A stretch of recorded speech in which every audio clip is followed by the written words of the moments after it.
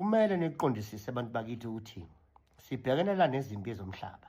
Abacindezeli basezweni lonkana bayibhekile iSouth Africa ukuthi akube yizwe elingakhululeki nelingathuthuki ngoba lizoba isibonelo kumazwe amanye ase-Afrika ukuthi ilase-Afrika izwe nalo lingakwazi ukuthi liyilawule lithuthuke. Yingakho uTrump esebenzisana no-Elon Musk ukwenza isiqinisekiso sokuthi iSouth Africa ifakwe ingcindezi iphinde futhi yesatshiswe ukuthi uma ke yaqhubeka yenza izinto ezikhuluma umuntu omnyama njengokuthathwa komhlaba ubuliselwe kuyena njengoba untshontshe kuye vele bona bazolwisana neSouth Africa bazoyifaka ingcindezi njengoba bathatha even ifunding yakaphefa kwakungenye indlela lezo zokuthi bafake ingcindezi kwiSouth Africa ngoba isinokuthatha izinqumo ezama ukuthi zikhulule abantu abamnyama kuleli zwe bona abalibona kufanele lihleze eqoqobela umlungu umuntu omnyama ehleze ekhotha inqoko mabeqeda ukudla bona. Okunye futhi esifese sikufundeke njengoba ke sibhekana nendaba kaMarch and March ukuthi uma ngabe kusempini iqiniso does not matter. Abazempi yomhlaba uma sebelwa nawe abana ndaba neqiniso. Ngisho ungalikhuluma kuze kuphuma amankaka abana ndaba nalo. Bona indlela abenze ngayo ukuthi beshintshe umlayezo obusimple othi olapha ngongakho emthethweni nakubelizweni lakhe bawushintsha bathi sithi thina abakuhamba sabafuna ezweni lethu. Sazama sachaza sisho njalo kodwa sizwanga umuntu. Namhlanje abakafuni usizo. Ingobani uma kusempini ezepolitiki iqiniso does not matter. Iqiniso should only matter ke kulo eliseva yena. Leli qiniso leMarch and March ke beliseva bani? Beliseva ama-South Africans amnyama. Uthi kumbuzo ke if leli qiniso leMarch and March liseva thina yini esiyenzayo ukulivikela ngoba ngeke umcindezeli wethu avikele iqiniso elikhulula thina. Ibe lapho ke inselelo yethu ngoba nathi abamnyama vele sifike sihlukaneke lapho engabe siyahlangana sidefend iqiniso eliseva thina bazoqala abanye bethu bebe academic about simple issues ukuthi umuntu ofike ongakho emthethweni abuye lezweni lakhe bazoba academic beanalyze bebalekele nabo umlayezo futhi ke labo ke bakwethu ngiyacela sibagxeke sakubadabukela ngoba into abayiyona iyiphutha lethu futhi thina silalile kakhulu sangakwazi ukubuka ukuthi imapha amaphakethe okuphila kusociety asemqoka adinga ukuvikelwa ngoba make acapturishwa ngendlela ethize ayojikela thina eshaye thina. Niyabona iacademia bakuthi is very important ngoba ilapho khona ulwazi nengqondo yomuntu ibunjwa khona. So uma uvumela umcindezeli abe nesandla esikhulu ekutheni kufundwane kuma-university kuma-college nasezikoleni usuke usubulala isizwe sonke. Thina sivikelanga leyo ndawo yezemfundo ukuthi lapha kuma-university oprofessor phela kuba abantu abamnyama bala eSouth Africa, odokotela kuba abantu abamnyama bala eSouth Africa. Kodwa kwenzakala njengamanje oprofessor odokotela lama-lecturer amaningi abokufika bangaphandle. Umuntu wangaphandle ke uzolivikela izwe lakho ezazi akusiyena owakhona kube kunemali angayinikwa uma ngase naye asebenzisane nabacindezeli ukucindezela izwe lakho uzokwenza njani? Uzothatha imali. So oprofessor ke bethu ke labakithi abamnyama balapha abayingcosana ema-university singababeki icala kakhulu ngoba baphethwe odini. Udini ke ophethe nje isection yonke lapha e-university baphethwe odini bama-faculties abaqhamuka phesheya kulamazwe lawa ase-Afrika ongomakhelwane. Ungabala o-Nigeria, ungabala o-Mozambique, ungabala o-Malawi namanye amazwe. So labo bantu sukuba beza ngodokotela unakuTV uzuthemba uzophuma into enengqondo. Cha, inkotha-ngqoko nje esifunde yaze udokotela izokhuluma lokhu umphathi wayo owudini oqhamuka mhlambe eMozambique, eZimbabwe noma eNigeria afuna ukuthi akusho. So usuke ngakhuluma umuntu ngampela okhuluma ngokwengqondo njengoba kushiwo phela kuthiwa ama-intellectuals. So engakhuluma intellectual so kukhuluma umsebenzi nkosiyami ozozama ukuvikela isalary yakhe ngoba uneyingane ekhaya, unemoto ekhokhelayo, unomuzi awukhokhelayo, unamaphupho anawo athinta imali.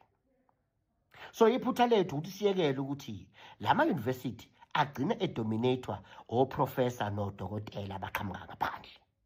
Umphumela walokho bagcina bephoqa odokotela bangaphakathi ukuthi bekhulume kuphela iqiniso leli elifunwa yibona. Khumbula Truth only matters to those who are served by it. If it doesn't serve you, it's not important. That is why kwathi noma sekubeka ufakazi kuTrump ukuthi hayi ayikho lento white genocide eSouth Africa. Lamathuna eniwabonayo iy'thombe ezinye kuzona South Africa ezamanye amazwe. Did it matter kuTrump? Did he take that truth seriously? He didn't. But not because he's stupid. He saw ukuthi kahle kahle ayikho lento, kodwa it was a truth that didn't matter to him because it's not serving his interest. So kufundeni-ke bantu bakithi ukuthi truth only matters to those who are served by it. So ngaleyo ndlela-ke fundani bantu bakithi nani ukuvikela i-truth eseva nina. Nganibona mina kakhulu ngakhathazeka ngani bantu bakithi ngey'khathi zikaMsholozi. Noma yimaphi amanga alula kangakanani angamahele mayenamathiselwe kuMsholozi asikwazanga umprotector. And abamhlophe, they protected that truth even though it was not realistic. Thina sangayi-protect i-truth ukuthi uMsholozi usolwa ngento engekho, even though it was saving us, simply because besinga-understand namanje si-understand ukuthi truth only matters to those who are saved by it. So hambani nicheck-ke bafowethu ukuthi maphi ama-truths aseva thina kodwa angayitholi support in a political space ngenxa yokuthi thina asiwadefend ama-interest ethu. Kumele ema-university kuqale kube no-professor nodokotela bala eSouth Africa abamnyama. Sicela benciphe labo professor nodokotela bamazwe angaphandle ngoba noma bengadayisa ama-drugs njengalapha semgwaqeni kodwa nabo they sell the truth. And when they sell the truth, we suffer. Elokuqala-ke iqiniso engifuna nilazi-ke esibili iqiniso efeni lazi ukuthi thina ndle emnyama sinamandla esimanga. Uma ungabuka nje ngokwey'nombolo iy'balo zethu ziyakhomba ukuthi sibaningi kakhulu kunezinye izizwe ey'khona eSouth Africa. Kodwa ibhajethi elikhulu njalo siholwa abadayisi. Njalo uma sisinethemba kumholi omnyama uyasidayisa. Uyabona nje lento lena yemashe meeting yenzeka laphana. One thing bafethu a truth efeni defend ukuthi money was involved. Noma ngeke ngisho imali engaka yakubani but truth engeke iphikiswe. Money was involved. Ngokukabani ngokusho kwabantu ababekhona. Bona basho. Ngenani la ko WhatsApp nibalalele. People who were there. Abantu abaziyo usibani wafonelwa ekephi watshela ukuthi etshela ubani. Ababekhona ngikhuluma mhlawumbe ngabantu abanjengami abayibambe kwi-media abayibamba ko-TikTok. People who were part of the planning. They do say ukuthi there was 15 million promise to make sure ukuthi masha yenzeki ngomhla ka-30. So lokho kuyi-evidence when money was involved. And sesibabonile abanye sibaziyo ukuthi imali bebengenayo. Sebeyaspenda manje. Bathenga amafoni abalula ko-40,000. If umkhize nje njengoba nje inkosi yami ngiyihlophela kinje. Sengikwazi mina bafethu ukuthenga ifoni ka-40,000. Kukutshela ukuthini ngebalance enginayo. So serious money was involved. And mabe ekhuluma ngo-15 million. Ngathi wona 50 million. It's not that 3 million beloku sikhuluma ngawo. Ngoba makuthiwa siyasplitha imali. Ayisplithwa ngokulinganayo. I-ring lead enkulu izothela isiqu esithe xaxa. Then ama-ring leaders amancane angasale sebamba 1.2 million bona 800,000. Hence igcina ukwelanga uzobona kuthiwa ngefoni ka-40,000. Ithengwa insizobona ukuthi lezi izoyifana nami iyayihluphekela. Futhi iyaqala ukuthi izandla zayifikele imalini engaka. Mawubuka ama-behaviors ayo masithenga. So it's a truth that money was involved. What do we have to wait to know? Who got how much? That's the only thing that we need to know. All the characters who are there, we need to know ukuthi ngamunye wathola malini. But esikwaziyo njengoba ngesipikisane ngakho, money was involved. Thina nje esenza i-social sciences, efaka i-psychology phakathi, sesiqalile ukubona abaholi abaqavile bakhona benza lento ekuthiwa i-political cleansing. Ilapho khona uqala uyi-associate nabafundisi abathize abangcwele. Khona nawe uzobukeka ngathi ungcwele ngoba uyazi ukuthi you've just done something so evil. And abantu uyabona bayabona ukuthi wenzile umonakalo we-evil. Now you must be cleansed politically by associating nabangcwele. Siyayazi lo bheva igebengu sona ingane. Ngibuyela kuleya point ethi thina abantu abamnyama sinamandla amaningi kodwa ibhadi lethu njalo umholi omnyama uyasidayisa. And kuyangikhathaza lokho bafowethu, njengesopolitiki 1, 2, njenge-social scientist, ngoba ngiyazi lento ukuthi njalo kuqhamuka abadayisi endleleni emnyama kuzodala mphumela. Into ezokwenzeka kusukela manje, abantu abamnyama bazoyeka ukubhilivela kumholi noma kubuholi obumnyama, because sekubadayise kaningi ukuphindelela. Esigabeni esithize abantu abamnyama bazonqaba ukulalela umuntu omnyama ngisho ngathi usekhuluma i-truth, and they will not be able to defend that truth because they won't be sure that it will serve them. Lilaphi ibhadi lethu sanoma sesidutshulwe abezizwe ey'thize ko-Phoenix, abaholi bethu abamnyama abavela ku-TV basincoma leso senzo. Ibhadi lethu-ke thina ndle mnyama njalo mase kuseduze sikhululeke, omnyama njengathi uyashintsha esidayise.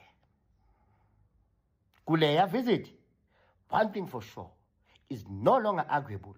According to people who were there, money was involved. What we don't know, how it was distributed, who got how much. Maybe siyozwa ngelinye ilanga. Into engikhathazayo ukuthi njalo abantu abamnyama-ke bedayise ukuthi sizongena kule nto engiyibiza ukuthi political disorientation as the black class, where we stop trusting anybody omnyama njengathi, where we stop relating to any black political party, because all of them have sold out. Iloko kokungifaka ingebhe ukuthi umkhonto mukhulu umsebenzi owuhlalela uvusa ithemba abantu abamnyama ukuthi ungabhilivela kwi-political party emnyama, ungabhilivela kumholi omnyama again, even though black leaders have sold us over and over again. So hayi ngoba sithanda ukukhuluma bakwethu, yingoba si-understanda ngoka-psychology ukuthi njalo abantu abamnyama uma bedayisiwe they take a lot of trauma. Njengamanje abantu abamnyama they are traumatized.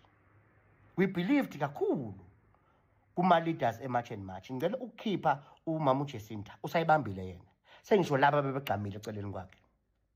But lezi zinto ey'velayo bakwethu zisinika i-trauma ngoba we believed in them. Abanye bethu njengamanje they're already denying the truth ukuthi they sold out those guys, and the majority edinayayo ngokuhamba kwesikhathi izoqala majority ilimukele leli truth ukuthi even though we denied, these guys they sold out. And the problem maba first sigaba to bargaining, they will get into more disorientation ngoba bazobe sebazi iqiniso ngani ukuthi ungamthembi umuntu uyashintsha. Lizobaholela laphi lelo qiniso ekutheni beyeke uthemba umuntu omnyama. Kungagcini lapho beqale bebuyele ku-podcast disorientation bese siyibona abantu abamnyama abaningi sebeya ngey'nkumbi bovotela i-DA. Ukwenziswa yini ukuthi iqembu lemnyama le-ANC has sold us out. Inhlahla yethu esinayo njengamanje i-DA sibakhumbuza ukuthi yini bamnyama nina sinifuni la. Lethu ayengathi bayabuya beza amaqembu amnyama. Uthi umbuzo-ke thina-ke amaqembu amnyama sikulungele yini ungaba-disappointed back to the white parties? There's still more for us to do to make sure that a new black party prioritizes competence, loyalty, nanokulwisana ne-corruption is formed and is here to transform our lives. Yes, Umkhonto is presenting an opportunity, but we also have a lot to do in terms of that. Asikafiki la sifike khona la igebengu seyisaba khona usondela kuthina, la igebengu ingasakwazi ufika emandleni, la abathanda amandla sesinendlela yokudila nabo ukulalela. It's about revolution, not about you getting power. Asikafiki la khona ngampela nawo uyobona khona hayi njengamanje we will never disappoint, we will deliver, and those who are corrupt we will deal with them decisively regardless of who they are and their alliances politically. So usemningi bafethu umsebenzi efirst wenze. Ngiyanimema-ke nonke abantu abamnyama, nanku Umkhonto usinikeza ithuba ngesingene iqembu leli silisingathe zama uluprotecta sixoshe konke okungamaphunga amabi akhona. Kusala abantu abaziyo ukuthi we are here for the revolution and we have no other choice, and this is our last bus. We have to make sure that it gets to the required destination.